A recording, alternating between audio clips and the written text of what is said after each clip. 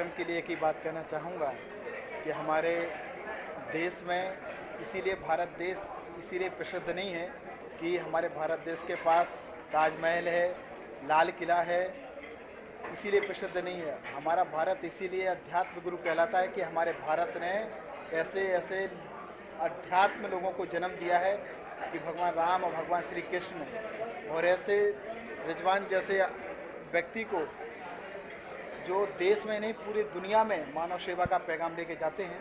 और जो आज जो कार्यक्रम किया है, जो आज इसमें देखे आपने सबने देखा होगा कि इसमें देश के और विदेशों से और भारत के ही ऐसे व्यक्ति पधारे हुए इस कार्यक्रम में आए, सभी ने बढ़ चढ़ के हिस्सा लिया और बहुत अच्छा एक संदेश दिया कि मानव सेवा और परोपकार अगर करने की अगर कोई सीख देता है तो हमारे रिजवान आदित्य जी हैं, जो इनका फाउंडेशन है, फाउंडेशन जो करीब करीब अभी तक 6 लाख लोगों तक इनने अपने कार्यों के माध्यम से पहुंचा है, वो अपने आप में एक मिसाल है, उसका कोई तोड़ नहीं है।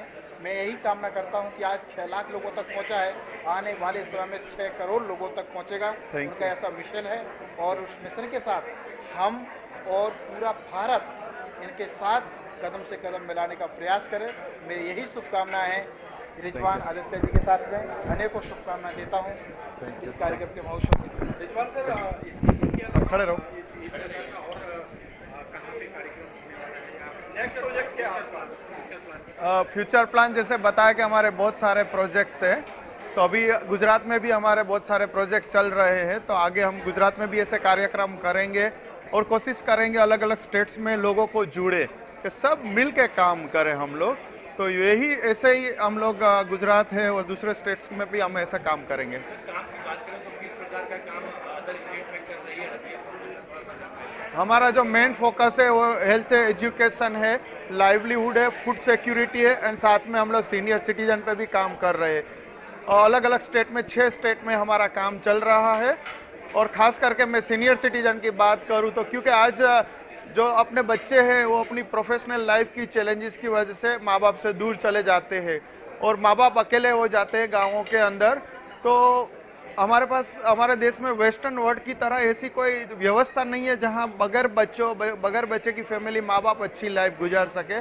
तो उन लोगों के लिए भी काम करते हैं हम लोग ताकि वो लोग को भी अच्छी लाइफ मिले। तो ऐसे अलग अलग एरियाज में हम काम करते हैं, अलग अलग स्टेट्स में काम करते हैं और हमारा प्लान है आने वाले सालों में पूरा इंडिया कवर करेंगे। ज़्यादा काम अफ्रीका में करता है या फिर इंडिया में? क्योंकि आप अफ्रीका ज़्यादा रहते हैं।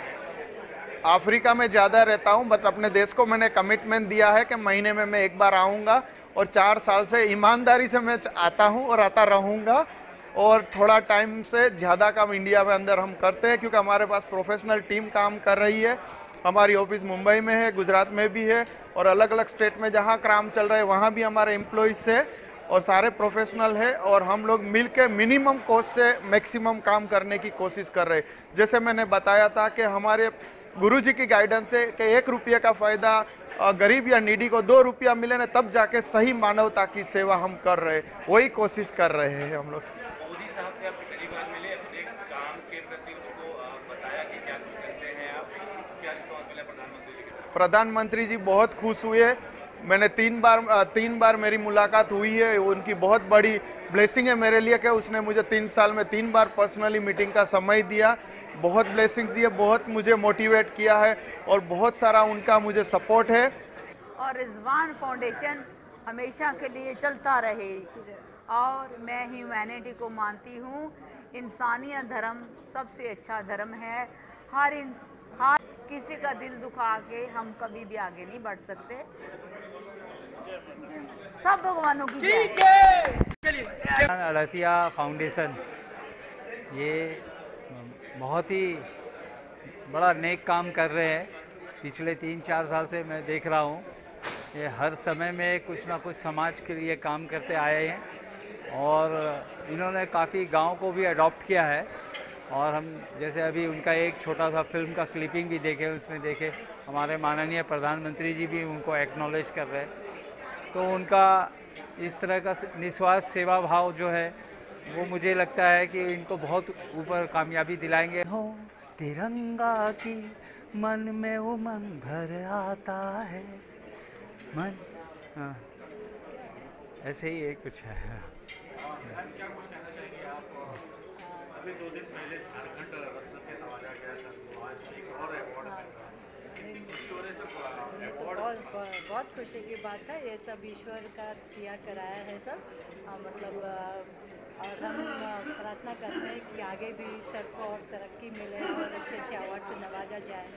और आज जो इसे मिला है जो आदित्य फाउंडेशन, रिजवान आदित्य फाउंडेशन, उनको बहुत बधाई देते हैं, उनके लिए दुआ करते हैं कि उनका फाउंडेशन और भी चारों ओर फैले और अच्छा काम करे। बहुत बहुत शुभकामनाएं उनके लिए। आप लोगों ने रिजवान आदित्य को आज देखा, एक मल्टी मिलियनर इंसान को। मैं रिजवान आदित्य के बारे में आपको एक बताना चाहता हूँ। जब ये 15 साल की उम्र में थे, इनके पिताजी चना सिंगदाना बेचते थे।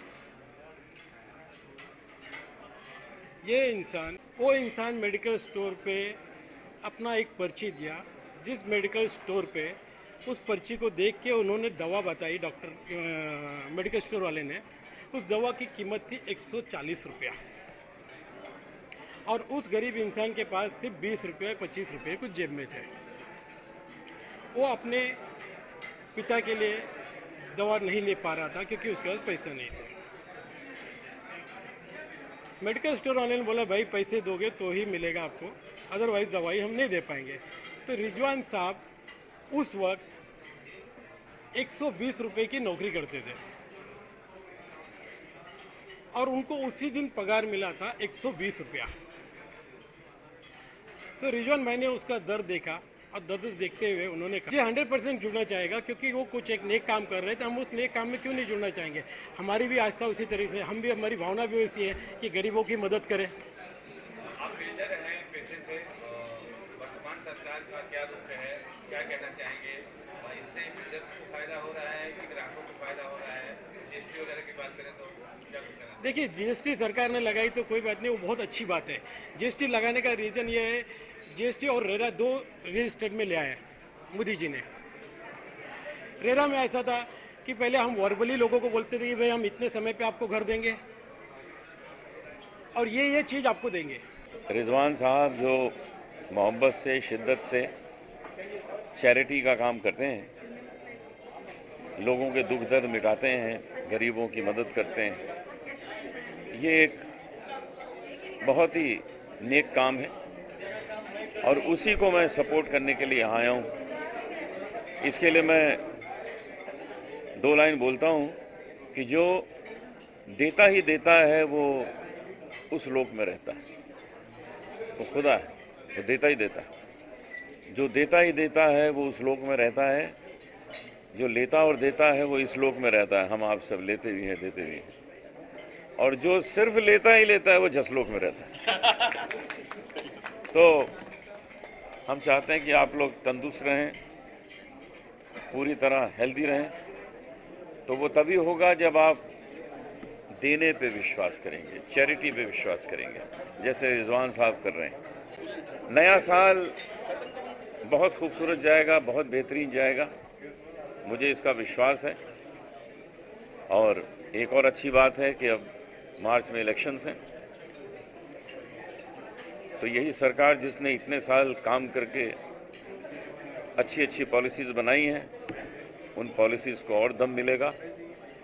देश एक बार फिर भारतीय जनता पार्टी के नेतृत्व में काम करेगा।